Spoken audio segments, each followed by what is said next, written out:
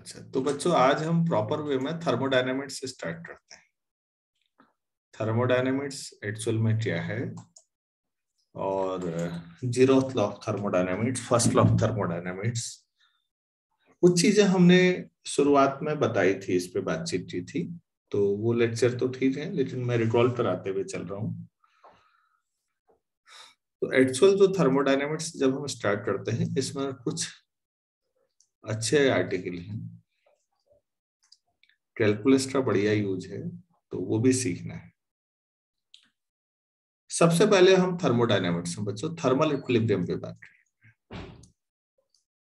Thermal equilibrium,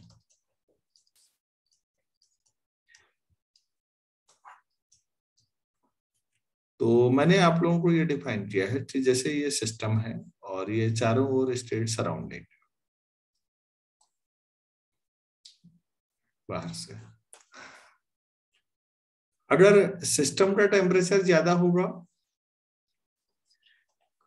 surrounding से, अगर T1 ज्यादा हो गया T2 से, तो नेट एनर्जी का फ्लो T1 से T2 की ओर, मतलब सिस्टम से सराउंडिंग की ओर होगा। क्लियर है? Yes sir. और अगर T2 ज्यादा होता है तो सराउंडिंग से सिस्टम की ओर एनर्जी फ्लो हो जाएगा। मेन चीज समझना है कि तब क्या होगा जब T1 और T2 बराबर होगा। तब जितना सिस्टम से सराउंडिंग की ओर एनर्जी फ्लो होगा, उतना ही सराउंडिंग से सिस्टम की ओर होगा। तो एनर्जी फ्लो आउटवर्ड और इनवर्ड दोनों बराबर हो जाएंगे और नेट फ्लो जीरो हो जाएगा। प्लीज ध्यान दीजिए, नेट एनर्जी फ्लो जीरो होगा, एनर्जी फ्लो जीरो नहीं होगा। एनर्जी फ्लो जीरो होने में और नेट एनर्जी फ्लो जीरो होने में अंतर है बच्चों। क्या मैं ये बात समझा पा रहा हूं? Yes sir. क्योंकि प्रीबोस थ्योरी ऑफ हीट एक्सचेंज भी आप लोगों ने पढ़ ली है। अगर सिस्टम और सराउंडिंग थर्मल इक्विलिब्रियम में है, अब मान लेते हैं 10 जूल एनर्जी पर सेकेंड सिस्टम से सराउंडिंग की ओर जा रही है, तो इसका मतलब 10 ही जूल सराउंडिंग से सिस्टम की ओर भी आ रही है, तो नेट जीरो है, लेकिन एक्चुअल में एनर्जी फ्लो चल रहा है। तो जो थर्मल इक्विलिब्रियम है, वो यहां से हम लोग टेम्परेचर के कंसेप्ट की बात करते हैं कि थर्मल इक्विलिब्रियम होगा तो दोनों का टेम्परेचर सेम होगा, दो बॉडीज। और यहीं से एक बात आती है जिसको हम इसके बाद पढ़ाएंगे, zeroth law of thermodynamics. Actually first law, second law के बाद महसूस हुआ कि एक फंडामेंटल चीज हम मिस कर रहे हैं। तो वो फंडामेंटल चीज को जब बनाया तो थर्मल इक्विलिब्रियम और टेम्परेचर के कंसेप्ट से, तो उसका नाम जीरोथ लॉ रखा। तो थर्मल इक्विलिब्रियम को पहले हम लोग लिख लेते हैं, दो line. A system is called in thermal equilibrium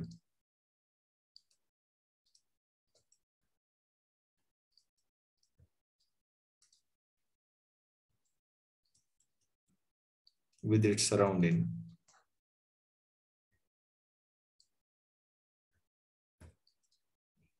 if net flow of thermal energy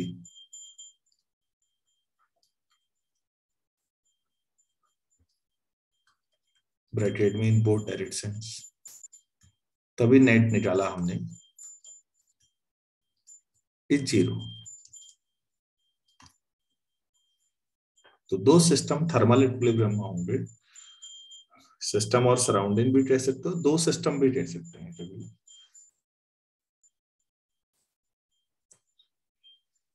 जब थर्मल एनर्जी फ्लो हो सकती हो और वो नहीं हो पा रही हो नेट। देखिए एक तो ऐसा होता है कि आपने इंसुलेटर लगा दिया और एनर्जी फ्लो ही ना हो पाए, मैं उसकी बात नहीं कर रहा हूं। मैं कह रहा हूं एनर्जी फ्लो हो सकता था लेकिन नेट फ्लो फिर भी जीरो, तब की बात हुई। तो यहां से जो फर्स्ट से फंडामेंटल चीज आती है उसको हम लोग कहते हैं जीरोथ लॉ ऑफ थर्मोडायनामिक्स।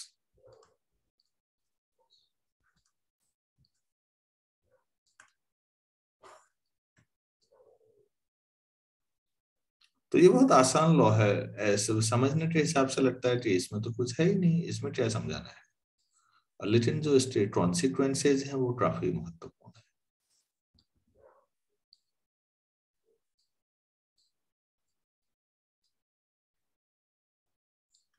ये ए है, ये बी और ये सी,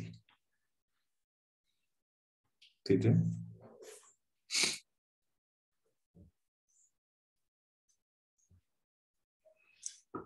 ए और बी के बीच जैसे तीन सिस्टम है थर्मोडायनामिक, एक सिस्टम का नाम ए है, एक का बी है और एक का सी है। जो ये दीवार है मान लेते हैं इसको डाइथर्मिक वॉल कहते हैं। तो डाइथर्मिक वॉल मैंने बताया था आप लोगों को, आप बता सकते हैं कैसी वॉल होती है। और ये एडियाबेटिक वॉल होती है, आप बता सकते हैं।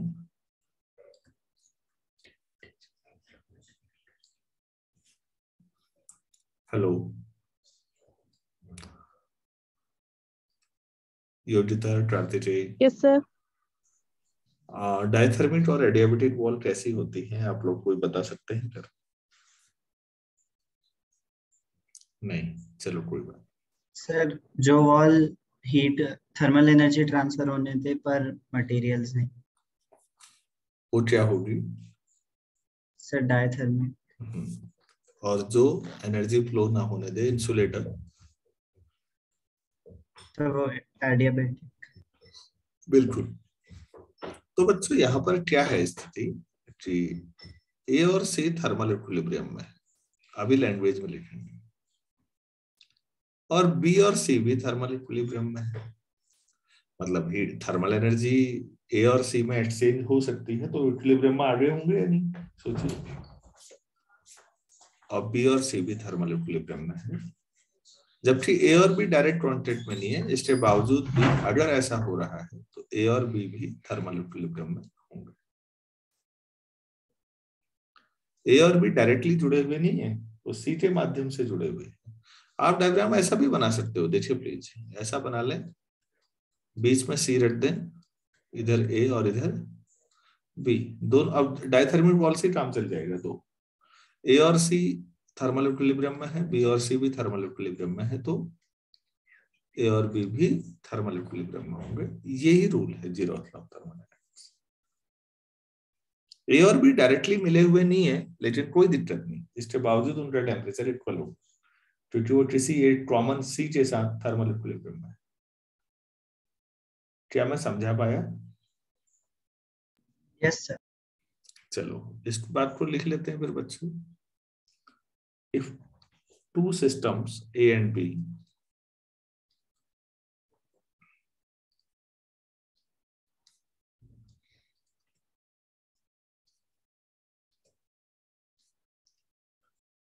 are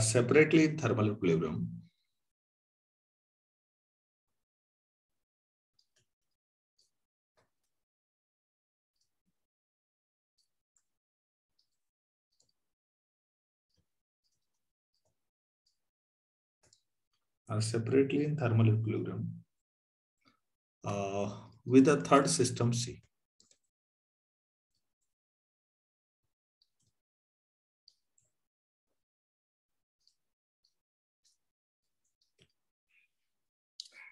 तो फिर क्या होगा? Then the systems A and B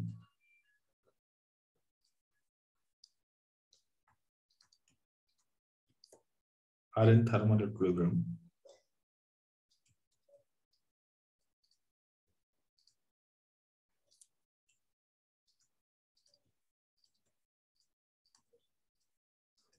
also.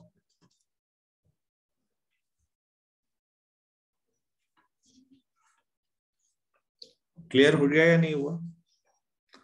Basically concept of temperature पे है। जीरोथ लॉ ऑफ थर्मोडायनामिक्स किसके टेम्परेचर कंसेप्ट पे बताता है आपको कि दो सिस्टम अगर इक्विलिब्रियम में है तो दोनों का टेम्परेचर सेम होगा, एक्चुअली ये बताता है। मैं फिर कह रहा हूँ, दो सिस्टम अगर थर्मल इक्विलिब्रियम में है तो दोनों का टेम्परेचर सेम होगा, और उल्टा भी, अगर टेम्परेचर सेम है तो वो सिस्टम कैसे हैं? Sir thermal equilibrium. इस बात को लिख लीजिए, मैं तो नहीं लिख रहा हूँ, आप लोग लिख लीजिए। If two systems are in that is टर्की, two systems are in thermal equilibrium, both have same temperature and vice versa.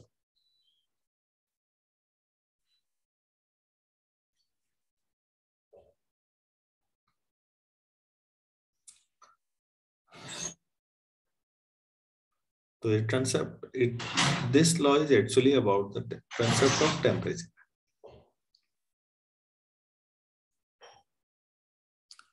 क्योंकि मेन चीज तो यही है ना, शुरू में टेम्परेचर तो बताओ पहले, तब बाकी चीजें होंगी आगे। थर्मोडायनेमिक्स में टेम्परेचर के बिना कैसे करेंगे आप चीजें? क्योंकि आप नाम दे रहे हो थर्मोडायनामिक्स, डायनामिक्स का मतलब क्या होता है बच्चों? डायनामिक होने का मतलब मूव करना। किसका move? Thermal energy, thermal energy का मूवमेंट। तो थर्मल एनर्जी का मूवमेंट कब होगा? जब टेम्परेचर डिफरेंस होगा। टेम्परेचर डिफरेंस के लिए टेम्परेचर तो डिफाइन करना चाहिए ना पहले, या ये तो बताना चाहिए कि टेम्परेचर कब थर्मल एनर्जी मूव नहीं करेगी, कब डायनामिक नहीं होगी। तो हम वो बताना चाह रहे हैं। इक्विलिब्रियम में होगा तो नेट थर्मल एनर्जी का फ्लो 0 होगा, नेट। मैं बार बार कह रहा हूँ। तो मेरे ख्याल से इतना क्लियर है, तो हम नेक्स्ट पेज पे चले, थोड़ा कुछ और आगे बढ़े। yes. चलिए ठीक है।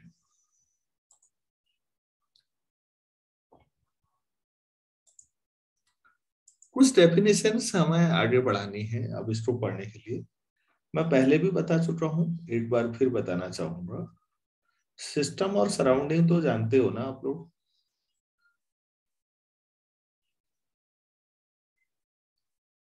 सिस्टम क्या होता है और सराउंडिंग क्या होती है, ये तो जानते हैं।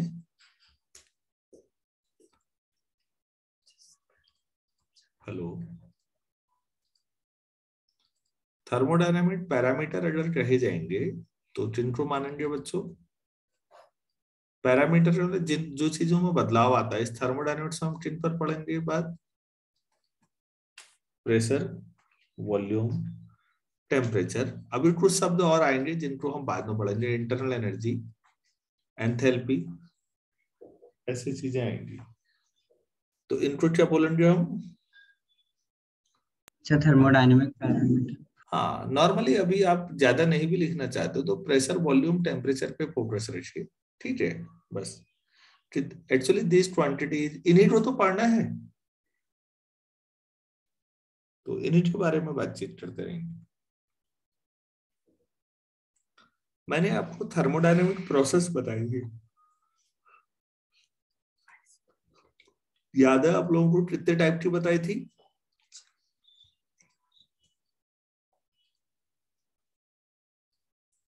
पीछे एक लेक्चर है, मैंने डिटेल में ये सारी चीजें बताई है। पहली प्रोसेस,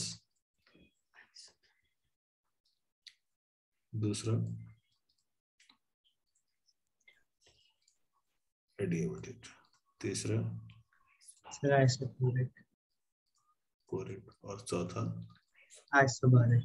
आइसोबारिक। आप लोग चाहें कि इनको और सीखें तो मैंने आपको डिटेल में पीछे कहीं किसी लेक्चर में बता रखा है, आप देख लीजिएगा। आइसोथर्मल प्रोसेस के बारे में जल्दी से बता सकते हैं क्या होती है? सर जिनमें टेम्परेचर कांस्टेंट होता है। तो इसमें जो वॉल है वो कैसे कंडक्टिंग बनानी पड़ती है, non conducting? Sir non conducting. बेटा आप, मुझे लगता है पढ़ाई कम कर रहे हो आजकल। कंडक्टिंग बनानी पड़ती है आइसोथर्मल प्रोसेस में। जो वॉल है वो डाइथर्मिक बनानी पड़ेगी। आप एक बात बताइए, मैं एक सामान्य सी बात ले लेता हूं। ये है, इसमें एक पिस्टन है, आपने पिस्टन दबा दिया ऊपर से, तो जाहिर सी बात है ये कंप्रेस कर देगा सिस्टम को। तो आपने इतना वर्क किया, तो आपकी एनर्जी कम हो गई अब इतना वर्क करने से। तो वो एनर्जी तो टोटल कंजर्व रहती है, जब आपकी कम हुई तो किसी की बड़ी होगी। इसी सिस्टम की बढ़ रही फिर जो है एनर्जी बढ़ जाएगी तो टेम्परेचर बढ़ जाता है नॉर्मली, तो टेम्परेचर बढ़ जाएगा तो क्या ये आइसोथर्मल रहेगा? No sir. नहीं रहेगा। अच्छा, अगर आप धीरे धीरे वर्क करें, पिस्टन को धीरे धीरे दबाएं और 8 सेकंड में आप जितना वर्क कर रहे हैं उतना ही रेडिएशन के थ्रू बाहर को निकल जाए एनर्जी, तो जितना हीट लॉस हो रहा है उतना ही हीट गेन हो रहा है, तो नेट हीट चेंज होगा यस। 0। तो फिर टेम्परेचर बदलेगा। तो दीवारें नो सर। कंडक्टिंग होनी चाहिए कि नॉन कंडक्टिंग होनी चाहिए? Sir conducting image. हम्म। और नॉर्मली आइसोथर्मल प्रोसेस थोड़ा स्लो होती है, क्योंकि रेडिएशन से जितनी एनर्जी बाहर निकलनी है वो जरूरी है, वो निकले, कन्वर्शन से निकले, रेडिएशन से निकले, जितनी एनर्जी मिल रही है उतनी ही अगर रिलीज भी हो जाए तो टेम्परेचर कांस्टेंट रहेगा, बस ये समझना है। तो आइसोथर्मल में टेम्परेचर कांस्टेंट है। एडियाबेटिक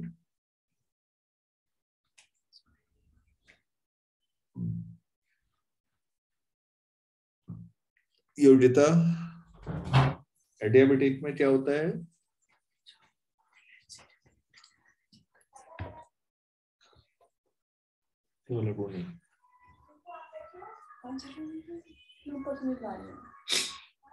मतलब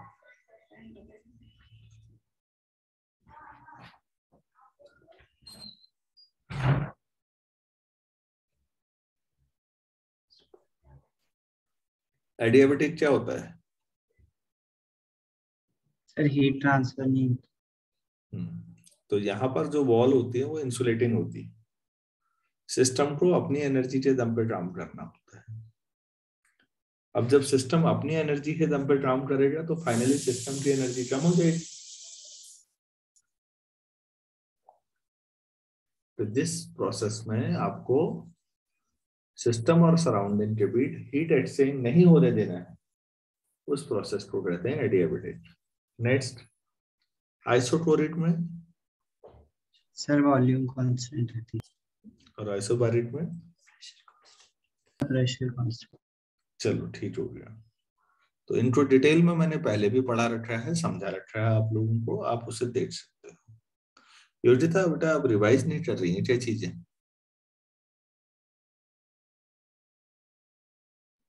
यस सर। जहां पर मैं पूछता हूँ वहां आप हमेशा साइलेंट हो जाते हो, ये अच्छी बात नहीं है। आप पढ़ रहे हैं तो जवाब आना चाहिए था। गलती आए कोई बात नहीं, मैं सुधारूंगा, लेकिन आप जवाब ही नहीं देते।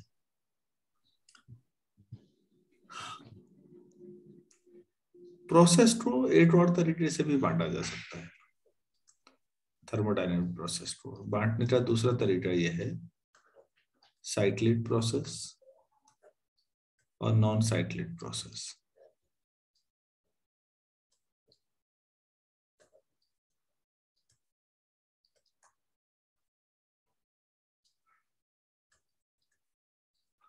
तो बच्चों ये क्या होती है जरा समझिएगा। साइक्लिक का मतलब होता है आप कोई यहाँ भी हम ऐसे डायग्राम बनाएंगे, सपोज प्रेशर वॉल्यूम डायग्राम है, आप यहाँ से यहाँ पहुंचे, ठीक हो गया।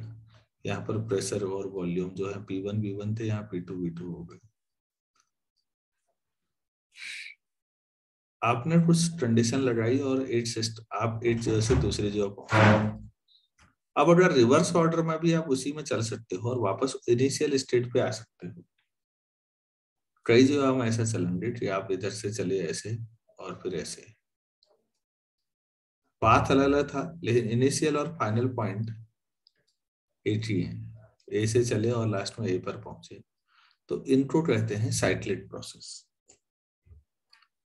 और जो नॉन साइक्लिक प्रोसेस है उसमें क्या होता है कि आप चले यहाँ से थे पहुंचे कहीं और वाली स्थिति है, वहां नहीं पहुंच पाते आप।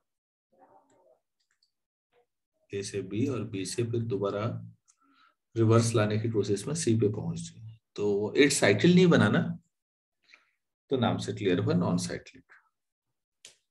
तो बच्चों मैं एक चीज आपको बता दूं, प्रैक्टिकली जिंदगी में जो भी चीजें आपको लगता है वास्तव में होती हैं, घटनाएं लगभग सभी नॉन साइक्लिक ही होती है। थर्मोडायनेमिक्स ही नहीं, मैकेनिक्स में भी आप सोचिएगा कैसे। सपोज ये आपका घर है और ये आपका स्कूल है, आप घर से स्कूल तक पैदल चले तो जाहिर सी बात है कि आपका एनर्जी का लॉस होगा। हर स्टेप में कुछ एनर्जी लॉस होते जाएगी और स्कूल तक पहुंचने तक एनर्जी काफी खर्च हो जाती है। होता है नहीं होता ऐसा? हाँ सर।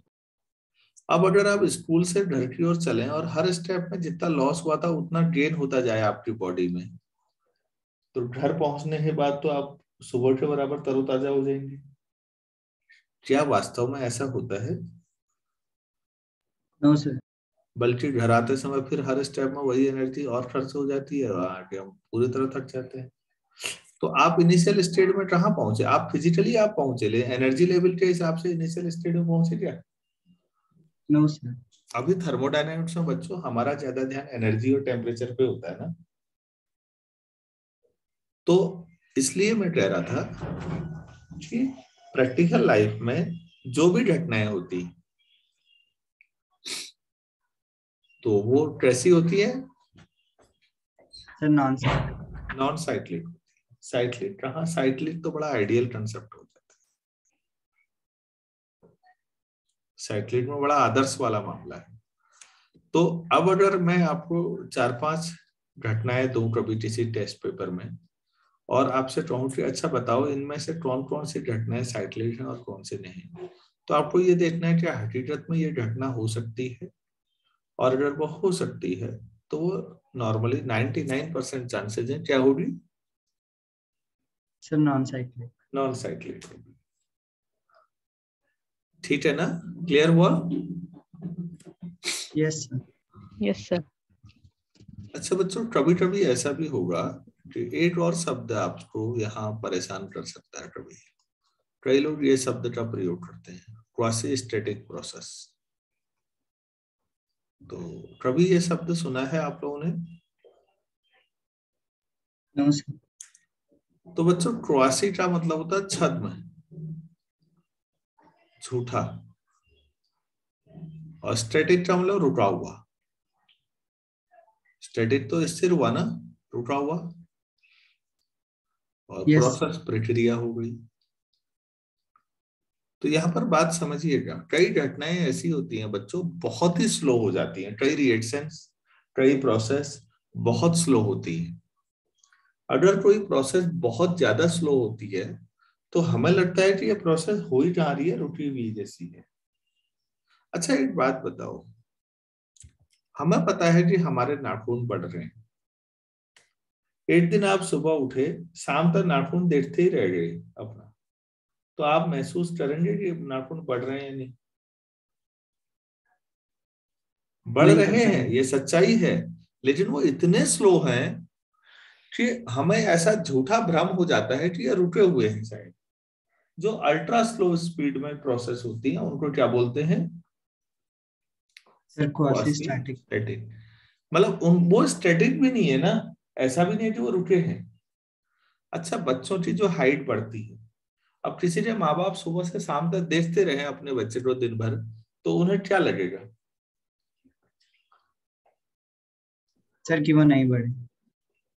हाँ, क्योंकि ये प्रोसेस बहुत स्लो है। हमारे नाखून, हमारे बाल, हाइट, अच्छा हम तो बहुत स्लो हैं। लौकी कद्दू की बेल देख लो बरसात में, लौकी कद्दू तुरई बैगन, कोई भी फल, आप उसको भी देखते रहेंगे ना तो भी आप नहीं देख पाएंगे कि एक्चुअल में कब बढ़ रहा है।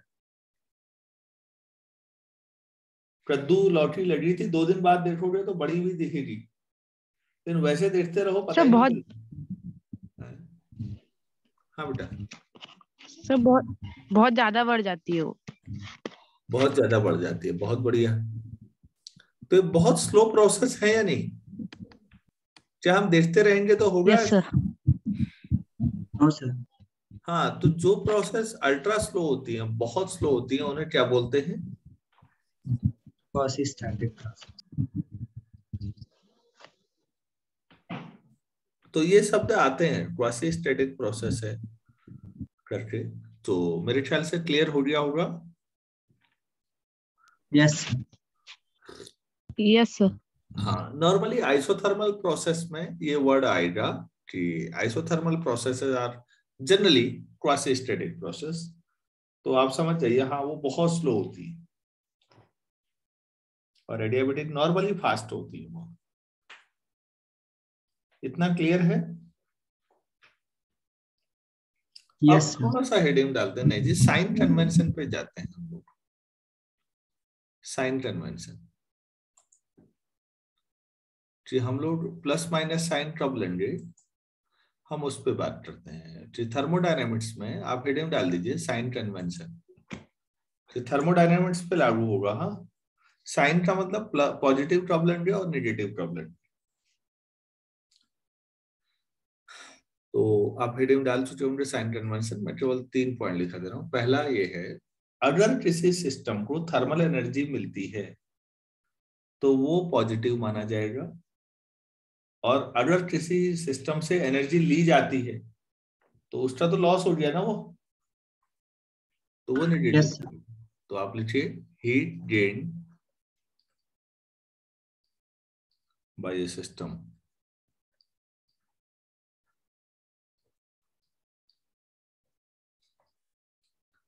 is taken as positive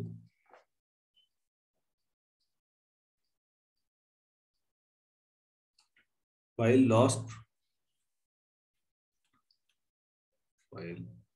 loss of energy, loss of thermal energy मेरा मतलब is taken negative।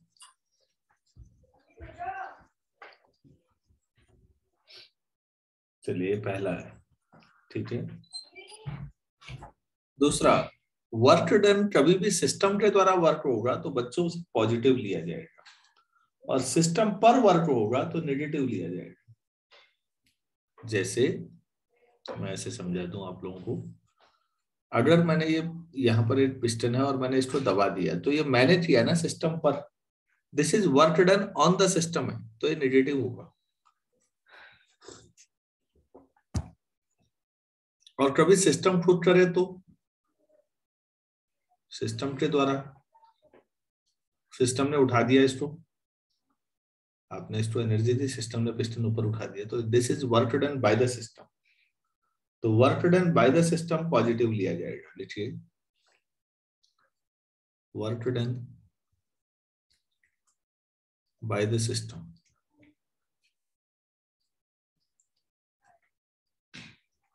Positive, work done on the system कैसा लेंगे, नेगेटिव।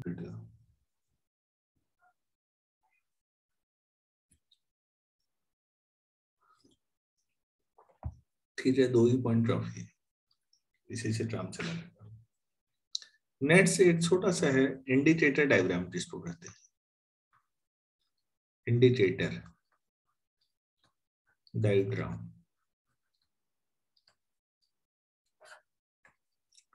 कभी भी अगर आप प्रेशर और वॉल्यूम का ग्राफ बनाएंगे तो उसको इंडिकेटर डायग्राम कहते हैं। प्रेशर और वॉल्यूम में कोई रिलेशन का क्या नाम होता है,